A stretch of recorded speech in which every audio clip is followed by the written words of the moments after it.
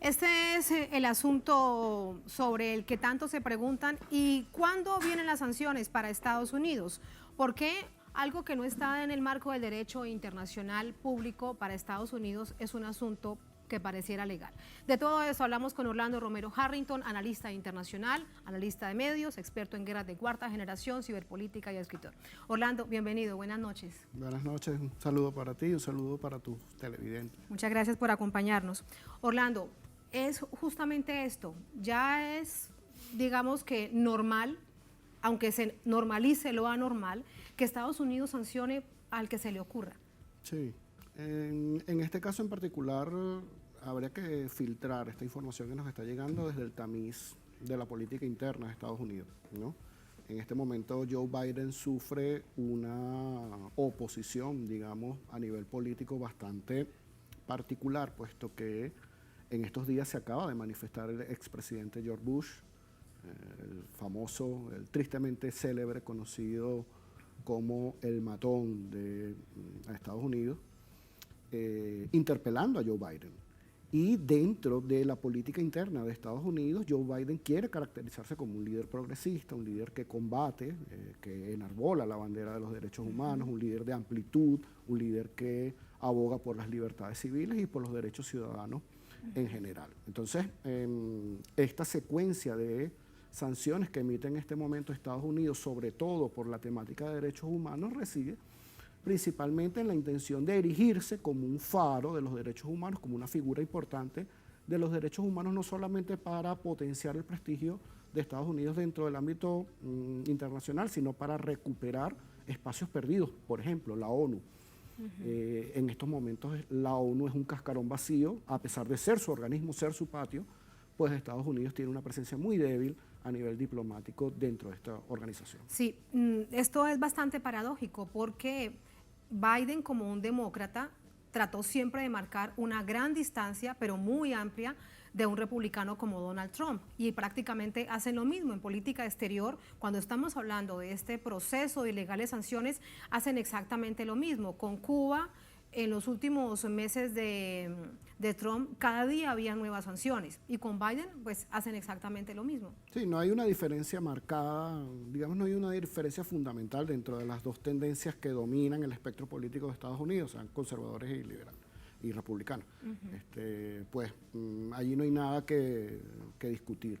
Lo que sí es importante es que dentro de este espectro de sanciones y este espectro de, digamos, esta guerra asimétrica que realiza Estados Unidos a nivel de información contra las naciones sudamericanas, en especial Cuba y Venezuela, pues nosotros hemos asistido a un escenario, un nuevo escenario que nos brindan las condiciones generales, el contexto general a nivel mundial. Estamos hablando de la pandemia, estamos hablando de el advenimiento de esa revolución de la sociedad de la información que tanto se ha mencionado, sobre todo el advenimiento de los nuevos sectores como son las ciberpolíticas. Entonces, para entender también estas sanciones y para entender los efectos internos de la política interna de estas sanciones con Estados Unidos, también hay que entender el sistema de ciberpolítica que crea Donald Trump para tratar de manipular y controlar al electorado, la totalidad del electorado estadounidense. ¿Y lo utilizaron a través de todas las redes sociales, a través de todos los mecanismos que encontraron, lo utilizaron, Orlando? Sí, es que fíjate, si tú hablas de ciberpolítica, el término es tan extenso y para que tengas más o menos una idea de lo que hizo Trump o lo que está haciendo Trump en este momento, pues la ciberpolítica abarca desde la militancia política hasta la creación de la identidad política del usuario, hasta la política que van a generar los robots, es decir, las políticas que van a tener las máquinas. Todo eso se está diseñando y todo eso se está conversando en este momento. Sí, permíteme preguntarte algo con respecto a Trump porque es la segunda oportunidad que nos lo dices. No se ve por fuera un gran movimiento de esta figura que para unos fue lo mejor posible, pero para otros fue un verdadero dolor de cabeza todo esto dentro de Estados Unidos. ¿Qué está haciendo Trump entonces en este momento?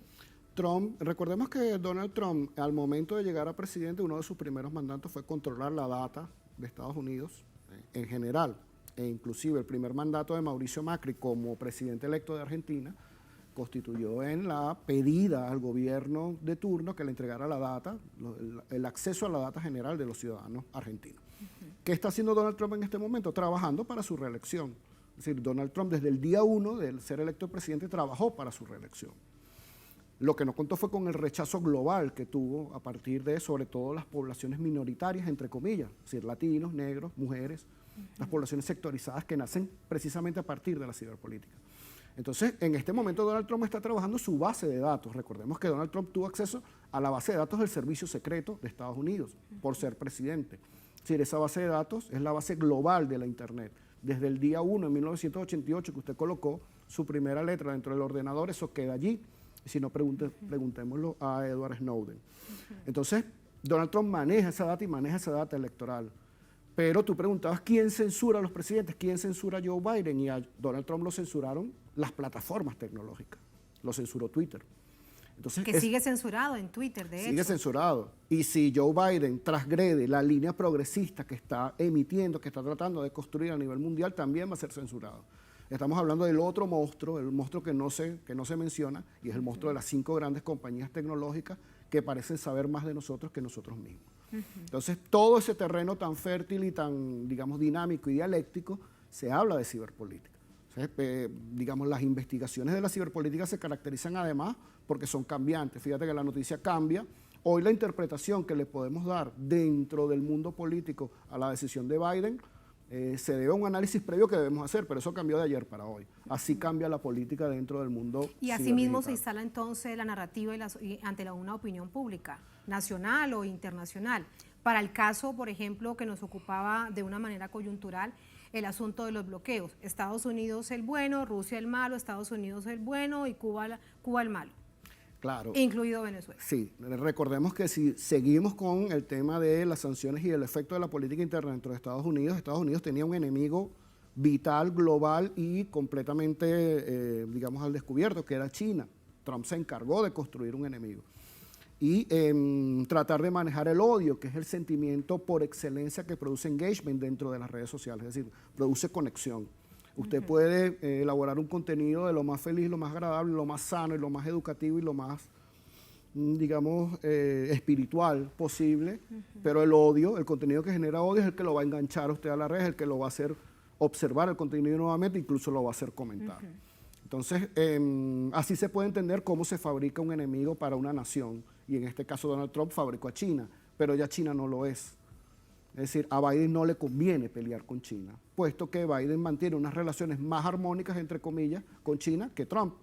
Entonces ahora el enemigo tiene que ser Rusia. Y todos estos cabildeos, estas sanciones y estas agresiones a nivel diplomático obedecen a construirse un nuevo enemigo, que en este caso será Rusia, y las naciones que, entre comillas, para el imperialismo y el hegemón, vulneren los derechos humanos. Y para eso utilizan la ciberpolítica con todas sus herramientas. Todas las herramientas posibles. Recordemos que el fin último de la ciberpolítica es cambiar una conducta o generar una conducta. ¿Una conducta dentro de la sociedad o una conducta primero individual? Depende del objetivo. Puede ser una conducta colectiva, puede ser una conducta masificada, puede ser una conducta individual. Bueno, y con la impetuosidad del gobierno de Estados Unidos, no importa quién, pero como los caracteriza, les interesa una conducta global. No, y sin hablar de Estados Unidos, hablemos de Latinoamérica. ¿Hasta qué punto nosotros, si se acaba de descubrir, por ejemplo, que el Estado de Israel utilizaba un software llamado Pegasus. Se descubre el proyecto Pegasus y se descubre, digamos, la intervención de los datos personales y la vulneración de todo derecho a la privacidad a los ciudadanos de cualquier país que contrate ese software bajo la licencia del gobierno israelí? Para nadie es un secreto que la seguridad colombiana fue construida por el Mossad con influencia de los israelíes. De hecho, la influencia israelí fue la que permitió el genocidio y la matanza de cualquier participación política o expresión política que contrariara los intereses del narcouribismo, del uribismo. Perdón, se me salió.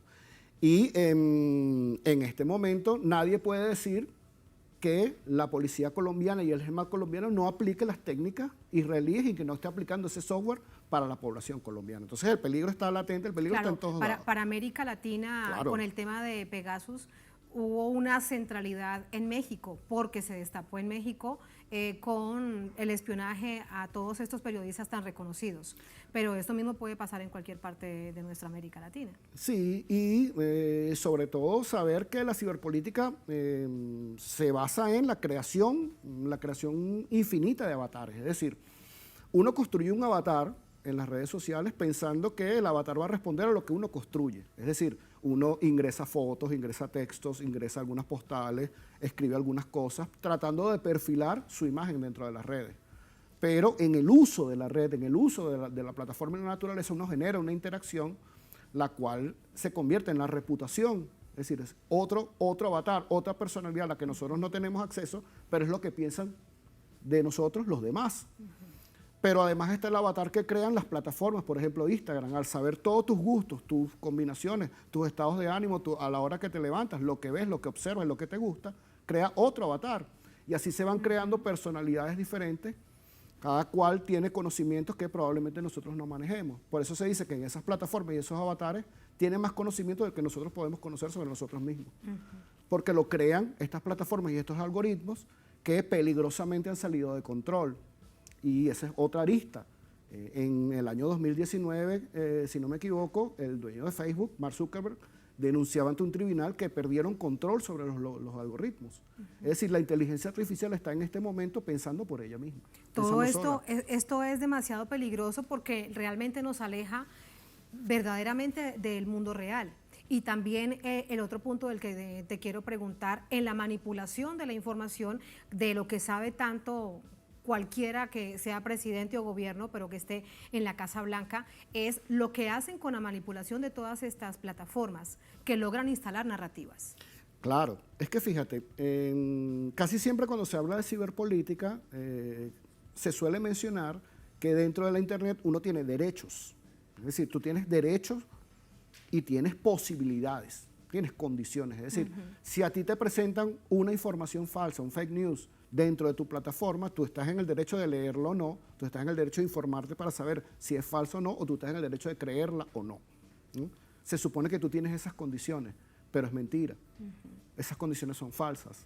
Depende de tu capacidad cognitiva, tu capacidad de experiencia y tu conocimiento, conocer, valga la redundancia, qué es una información falsa, qué es una noticia falsa, que ese medio está parcializado, que ese medio responde a una narrativa internacional, nacional.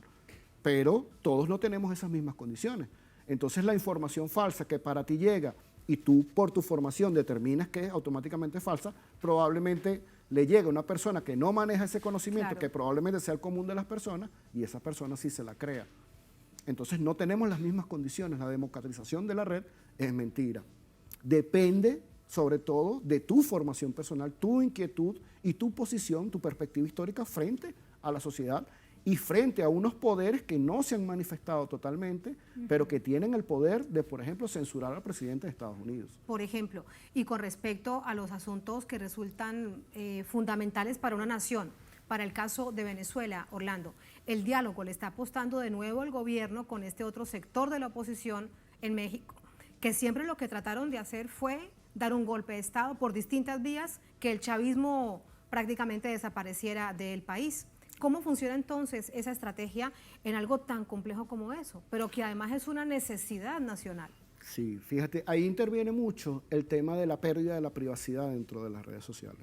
Todo el que nos escucha debería saber que nada es privado dentro de la Internet. La privacidad no existe. Entonces ese rompimiento de ese velo de la esfera de lo privado hacia lo público es general dentro del advenimiento de la Internet. Es decir, perdimos el pudor. Muchas de las manifestaciones íntimas, mucho de lo que hacíamos íntimo, a cuarto cerrado, en tu casita, hoy es público y está bien. Y no solamente que sea público, sino que no, digamos, no molesta que la gente lo vea, molesta que no logres hacer dinero con eso. Es lo que no vende, es lo que no venden esas plataformas, ¿no? Entonces, esa pérdida de lo privado, ahora lo que es público, probablemente haya erosionado un poco el secretismo, el hermetismo con que algunas operaciones secretas podían darse curso. Es decir, el acceso a la información de toda la población lo que hace es que precisamente circule la información. Casos como el golpe de Estado planeado por el gobierno de Estados Unidos junto a Juan Guaidó no se pudo dar por el grado de comunicación, el grado además de politización que tiene el pueblo venezolano. Pero fue el grado de comunicación y el grado de develar un golpe y un proyecto que venía hace días, que venía fraguándose, y que no pudo hacerse, por ejemplo, hace 20 años con el golpe del comandante Chávez o con cualquier golpe que se hubiera dado hace 20 años. Era imposible. Hoy en día mantener algo en secreto resulta complicado, les resultó complicado. Y esos procesos de comunicaciones lo que hacen es erosionar esas operaciones secretas ejecutadas por el Claro, con imperialismo. ese ejemplo que nos planteas, desde esa perspectiva uno dice, bueno, siquiera que existe este mundo de la información y a este punto hemos llegado, por ejemplo, para profundizar en algo que eres experto como la ciberpolítica, pero no siempre es así. Muchas veces existe para que suceda todo lo contrario, literalmente para hacerle mal a un pueblo. Claro, es que fíjate, nosotros hablando de ciberpolítica, y ya que estamos en el tema, nosotros, los seres humanos, la población en general, maneja solamente el 3% de la Internet. La Internet es el mejor, digamos, la imagen de una Internet es un iceberg, un glacial, en donde manejamos solo el pico y el gran contenido de Internet está debajo del agua. Y ese contenido que está debajo del agua lo han llamado la Deep Web, la web profunda. Y en la web profunda consigues desde terroristas israelíes hasta satanismo, pornografía, es decir, todos los contenidos que por alguna razón la sociedad convencional censura están allá abajo. Y estar allá abajo significa que eso es un hervidero, un caldo de cultivo para cualquier servicio, para comprar cualquier cosa, sin regulaciones, sin control, al acceso de cualquiera. Entonces, dentro de ese mundo y dentro Y aparece, por ejemplo, Pegasus también, que lo compra otro gobierno, claro, y por un asunto de seguridad nacional hacen lo que quieren. y sobre todo para el tema de los políticos y dentro de estas estrategias de golpe de Estado, porque no está solamente el golpe de Estado militares, también están los golpes de Estado, los llamados honeypots, los potes de miel, en donde asocian a un político con una preproducción interna a una situación indecorosa, una situación prohibida, lo graban, lo chantajean, sabotaje, todas esas operaciones de corte psicológico y de corte de sabotaje interno que ha sufrido Venezuela y que va a seguir sufriendo Venezuela, parten también del uso de la ciberpolítica dentro del apartado de la seguridad, de la ciberseguridad. También nos dices esto y pienso, por ejemplo, en la denuncia que ha hecho de manera permanente desde hace unos meses el gobierno cubano. Hay una estrategia no solamente de un bloqueo de más de 60 años, que es evidente, al que han resistido de una manera con tanta gallardía, pero también una operación comunicacional usando redes sociales, lo ha denunciado permanentemente el gobierno cubano. Sí, ¿no? Y además en el caso de Venezuela la invisibilización del proceso, es decir, la Internet y estas mismas plataformas de Internet, la CIA y agencias internacionales, su principal objetivo es invisibilizar la acción de Venezuela. De hecho, pero si tú te metes en YouTube ahorita no vas a encontrar la misma cantidad de videos relacionados con Venezuela que encontrabas hace un año. YouTube va eliminando, Twitter va eliminando. Intencionalmente poco a poco, van eliminando. O sea, es decir, ¿cuál es la biblioteca, cuál es la fuente de información principal en este momento? Internet. Sí. Y eso ha cambiado y no va a dejar de ser así. Entonces, cuando uno quiere saber sobre Venezuela, lo primero que consulta es en Internet. Y si vas borrando resultados y vas borrando contenido, progresivamente, pues estás borrando la historia. Y entonces eso es un proceso de invisibilización. Y también te aparece solamente una arista de la información cuando buscas a Venezuela abiertamente. Por supuesto, y es el peligro inclusive de estos perfiles. El régimen.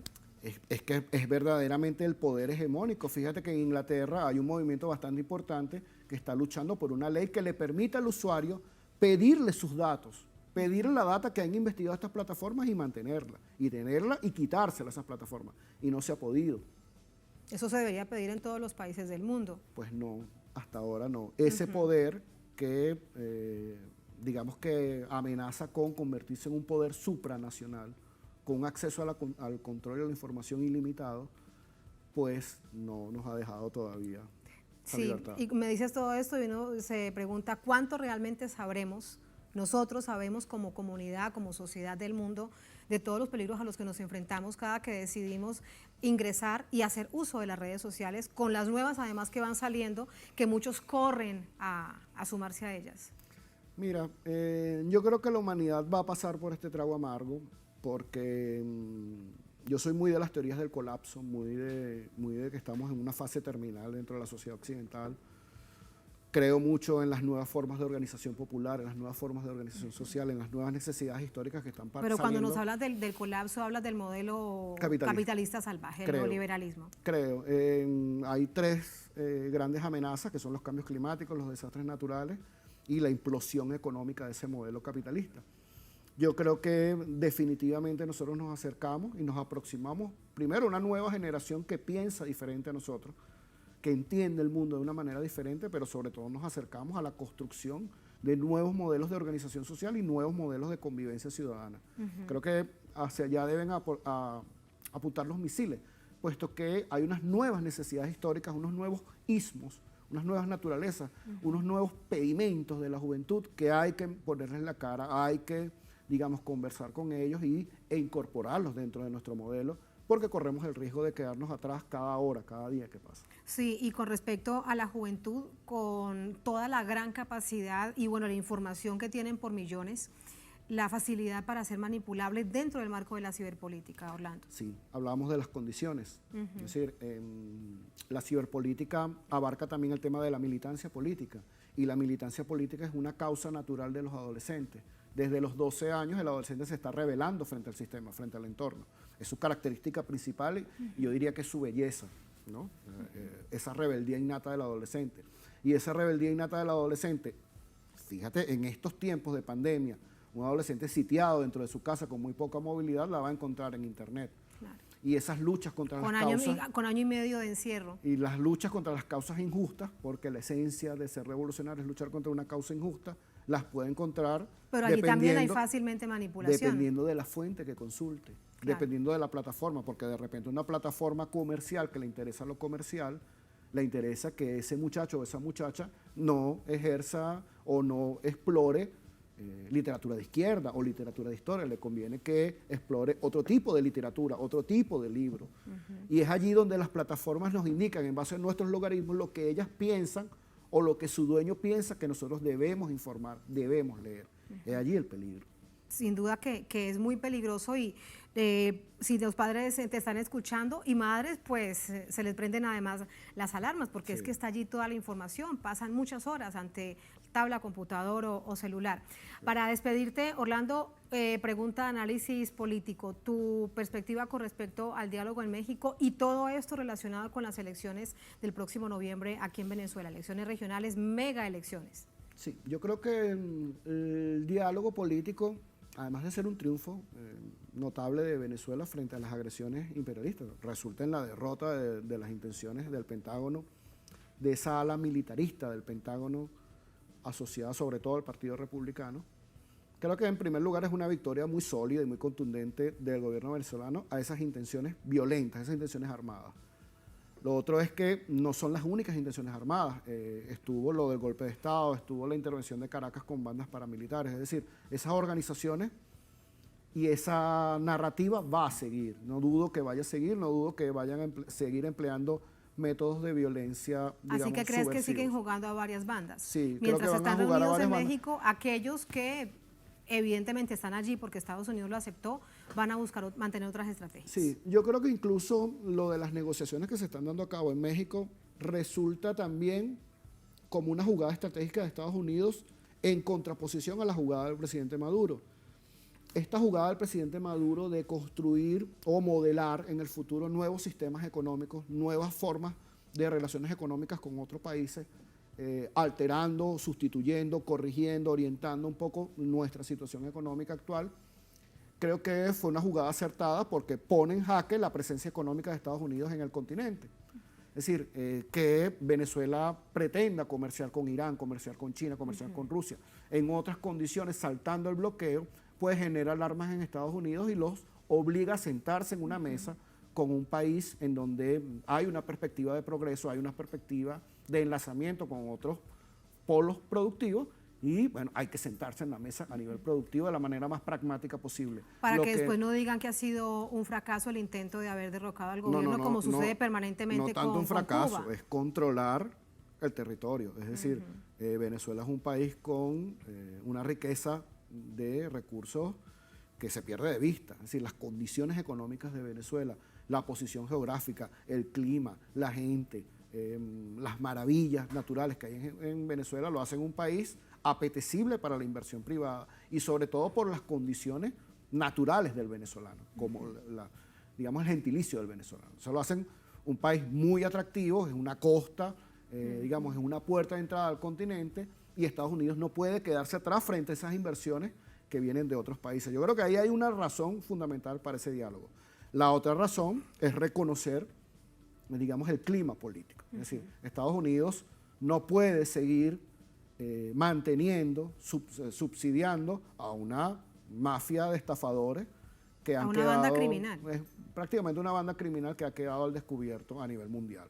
Entonces, dentro de esa espada y la pared, en donde Venezuela sitúa a Estados Unidos en un nivel de negociación. De hecho, dices esto y recuerdo, no quiero dejarlo pasar, Orlando, que esta semana un grupo de demócratas, de propios demócratas, gobierno, le están pidiendo a Biden que elimine las sanciones en contra de Venezuela. Te lo digo porque es política interna. Entonces, recordemos que nosotros, así como somos invisibilizados nosotros hacia el exterior, y hablo desde aquí de Venezuela, así también la política interna de Estados Unidos tiene un manto de invisibilidad para el exterior. Es decir, a nadie le interesa que se sepan qué está pasando realmente en Estados Unidos. Y en Estados Unidos están pasando muchas cosas. Entonces, yo creo que esa situación de una negociación, porque Venezuela, en este momento el gobierno bolivariano no está negociando con la derecha local. La derecha local son partículas de polvo cósmico. Es decir, en este momento Venezuela está negociando con Estados Unidos de México y algunos emisarios locales. Así mismo es. Y de esa negociación depende un posible clima de paz para las elecciones, pero la experiencia nos dice que Estados Unidos no puede perder a Venezuela. Es decir, nosotros somos un objetivo estratégico, geoestratégico primordial para el desarrollo de Estados Unidos. Mucho de esto también se debe a, fíjate la contradicción, Biden promete en Estados Unidos a nivel interno un Green Deal, un New Green Deal, un nuevo pacto verde, ¿no? Una nueva energía ambiental, un alejamiento progresivo de las fuentes de recursos naturales. Energía limpia. Petróleo, energía limpia y todo aquello.